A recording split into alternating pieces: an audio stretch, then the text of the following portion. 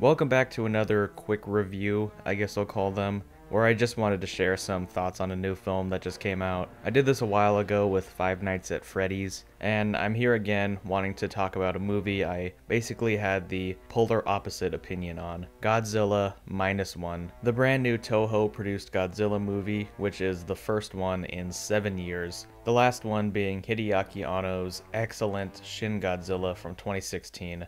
It's the 33rd Toho-produced Godzilla film, and the 37th Godzilla film in total.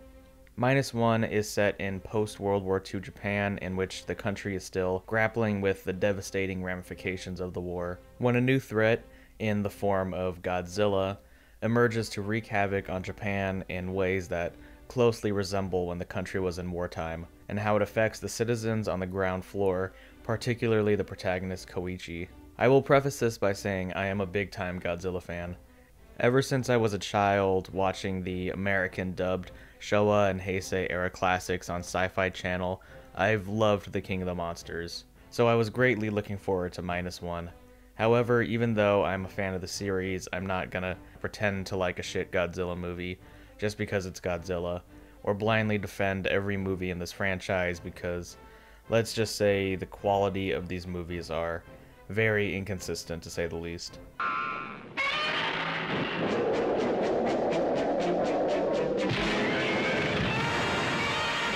I'm not blinded by fandom or anything the same way others might be, so I can happily say without any bias or ulterior motives that Godzilla Minus One is a fucking triumph. It's an absolutely extraordinary feat of blockbuster filmmaking that accomplishes everything it sets out to achieve, and is essentially perfect for what it is.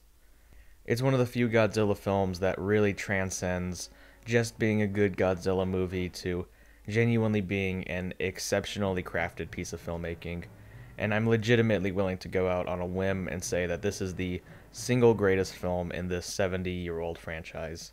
I'll start by saying the technical aspects of this film are simply perfect. Every now and then there might be an iffy looking green screen, or some of the CG water isn't the greatest looking thing ever, but as a whole the visual effects are spectacular. The destruction scenes have so much weight to them. Godzilla looks the best he has ever looked in any of these movies. It's just a wonderful looking film. It's a real big scale spectacle, and some of these big set pieces and sequences are jaw-dropping. The sound is unreal as well. It's just as loud, punchy, and weighty as you'd want from a movie like this. The score, which uses a lot of the classic Godzilla themes as well as a fantastic new original score, is awesome. Anything from a technical perspective is perfect. See this film in IMAX if you can, because it looks and sounds wonderful. And it's even crazier when you realize that this whole movie was made for the American equivalent of $15 million. That's like still considered an indie film in America. That's $85 million less than it took to de-age Harrison Ford for 2 scenes in Dial of Destiny. What is Hollywood fucking doing?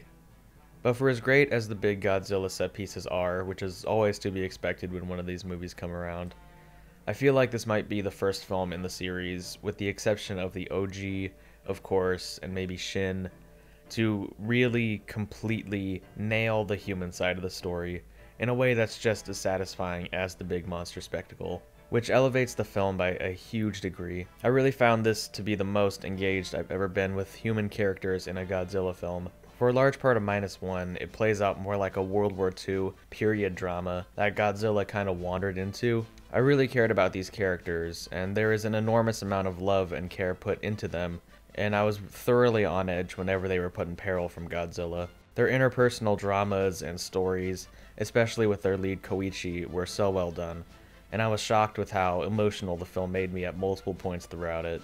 I will get into some light spoilers here, so if you want to go into the film completely blind, skip to this part of the video.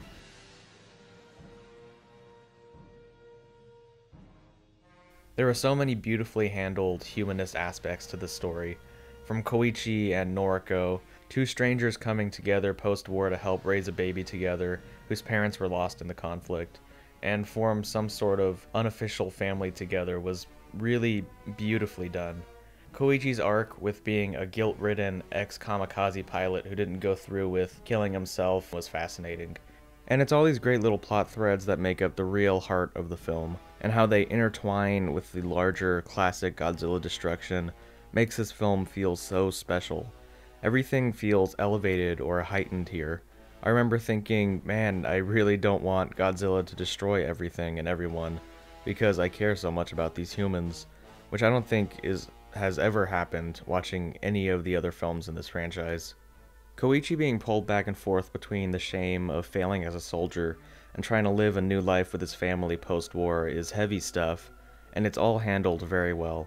Each and every one of the dramatic beats hit, and I especially love how much the kamikaze thread keeps popping up throughout the story, especially in the final battle where it seems like it's the only way to kill Godzilla, really emphasizing Koichi's plight and having to choose between his duty to Japan and his personal will to live, which is what makes Koichi's eventual choice to live and be a father to his child so gratifying. It's remarkable stuff, especially for a giant monster movie. I also really love how it isn't the Japanese military or American intervention that defeats Godzilla. It's a band of private citizens who do it, which really adds to the whole humanist aspect of the story. The film greatly shines a light on Japan's struggles post-World War II. World War II as a whole is something that's somewhat romanticized in the West in a lot of ways, since we were the victors. So we almost are never shown the receiving end, and this film does an excellent job of showing off the horrible living conditions, poverty, economic struggles that the Japanese faced post-war, which of course these struggles and the shared collective trauma of having lived through this war manifests itself as a massive fire-breathing monster hell-bent on destroying everything around it. Godzilla always works best as an allegory. In the original, he was a metaphor for Japan's growing fears of nuclear weaponry. In Shin, he served as a way to critique and satirize the ineffectiveness of the Japanese government. And Godzilla here, in -1, is what I feel to be the entire encapsulation of what the war meant to Japan. A purely evil, godlike force of nature, entirely bent on causing as much pain, sorrow, and destruction as possible. Godzilla is terrifying in this film, and there's an overwhelming sense of dread that surrounds every appearance this monster makes. There's a genuinely fucking scary presence to this character. It looks mean and hate-filled. Its eyes are so expressive and scary. This might be the greatest iteration of the character, and it's exactly how this terrifying force is contrasted by the love and care it gives each of its characters is really what finalizes the fact that this movie is a masterpiece. It's as equally a big, loud, epic, massive-scale disaster spectacle as it is a beautifully made, extremely emotional human drama, all framed within this haunting and tragic period of Japan's history. In my mind, this is one of the best films of the year, and quite possibly will end up as my overall favorite.